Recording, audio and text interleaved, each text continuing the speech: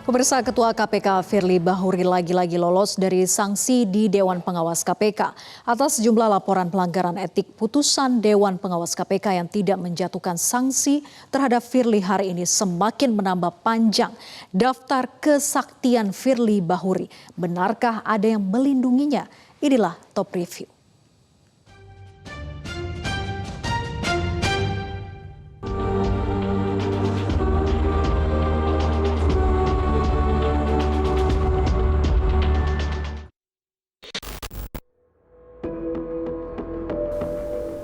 Gedung Pusat Edukasi Anti Korupsi atau The Anti-Corruption Learning Center (SCLC) di Jalan HR Rasuna Said, Jakarta, hari Senin tampak dipenuhi jurnalis.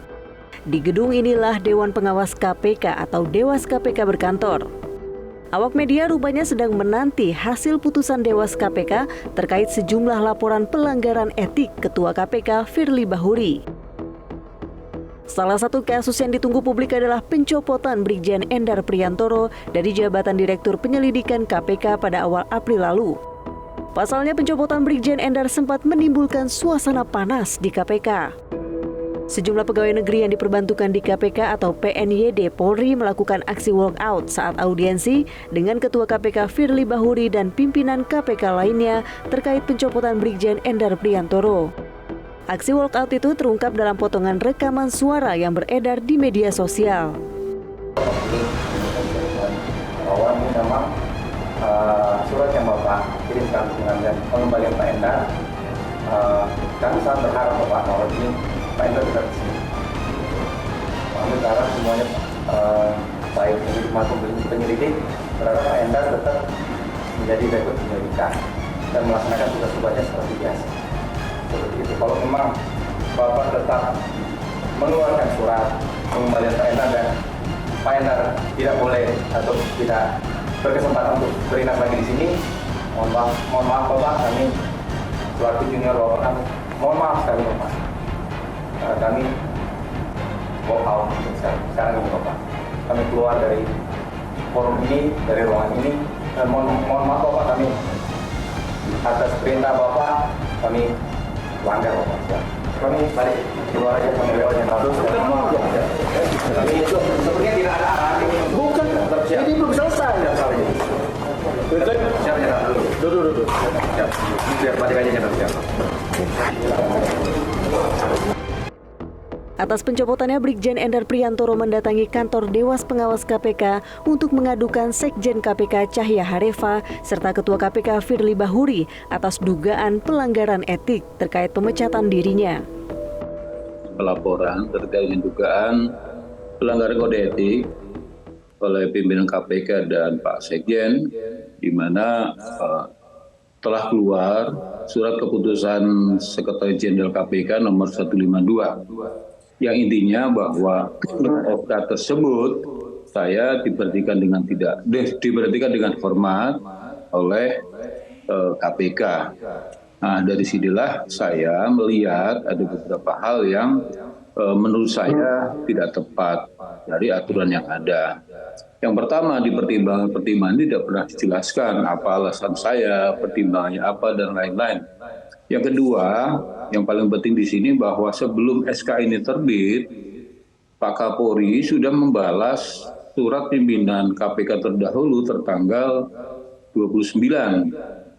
Di tanggal 29 itu Pak Kapolri sudah membalas surat pimpinan KPK terdahulu bahwa atas surat yang terdahulu, beliau menyampaikan jawaban berdasarkan sidang Dewan Pertimbangan Karir Polri, Pak Karyoto dulu Deputi mendapatkan jabatan promosi sebagai Kapolda, sedangkan saya dengan pertimbangan masih keterbatasan ruang jabatan di Dewan Polri, kami masih dipertahankan di KPK dan diperpanjang berdasarkan surat perpanjangan tugas kami tertanggal 29. Nah, inilah yang menjadi permasalahannya. Sederhananya sudah ada perpanjangan, sudah ada jawaban atas usulan promosi, tetapi tiba-tiba tanggal 31 Maret kami diberhentikan dengan hormat dengan tanpa penjelasan yang jelas. Setelah 2 bulan, Dewan Pengawas Komisi Pemberantasan Korupsi akhirnya memutuskan bahwa Ketua KPK Firly Bahuri dan Sekretaris Jenderal KPK Cahya Harefa tidak melanggar etik karena memberhentikan Endar Priantoro dari Direktur Penyelidikan. Menurut Dewas, surat putusan pemberhentian dengan hormat Endar merupakan keputusan tata usaha negara. Keputusan itu bersifat konkret, individual, dan final. Secara prosedural, surat keputusan pemberhentian Endar telah diputuskan oleh pimpinan KPK dalam rapat pimpinan secara kolektif pada tanggal 29 Maret 2023. Selain itu, Dewas juga menekankan bahwa pengangkatan hingga pemberhentian merupakan kewenangan pimpinan KPK. Masa penugasan Saudara Endar selaku Direktur Penyelidikan telah berakhir pada tanggal 31 Maret 2023 dan KPK tidak memperpanjang penugasan Saudara Endar selaku Direktur Penyelidikan. Pimpinan KPK memberitahukan akan melakukan rekrutmen jabatan pimpinan tinggi media, jabatan pimpinan tinggi pertama, yakni Deputi Penindakan dan Eksekusi, Direktur Penyelidikan, Direktur Penuntutan, dan juga Direktur Koordinasi dan Supervisi Wilayah 1. Kasus lain yang juga ditunggu publik terkait pelaporan terhadap Ketua KPK Firly Bahuri adalah dugaan pembocoran dokumen hasil penyelidikan di Kementerian ESDM. Terkait dugaan kasus ini, bahkan mantan pimpinan KPK Abraham Samad dan Saud Situmorang beserta sejumlah aktivis lainnya melakukan aksi untuk mendesak pencopotan Firly dari jabatan Ketua KPK. Kita juga melihat bahwa serangkaian pembocoran dokumen yang dilakukan oleh saudara Firly itu adalah sebuah tindakan yang tidak bisa ditolerir lagi, dan tindakan itu termasuk tindakan pidana.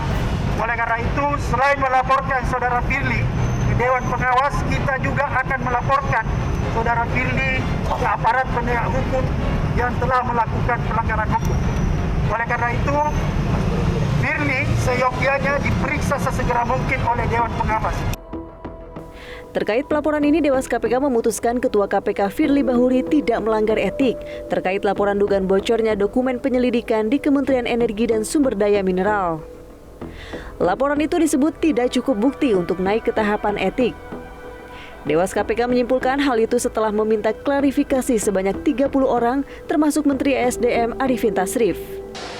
Maka Dewan Pengawas dalam pemeriksaan pendahuluan memutuskan bahwa laporan Saudara Endar Priantoro dan 16 pelapor lainnya yang menyatakan Saudara Firly Bahuri melakukan dugaan pelanggaran kode etik dan kode perilaku tentang membocorkan rahasia negara kepada seseorang adalah tidak terdapat cukup bukti untuk dilanjutkan ke sidang etik.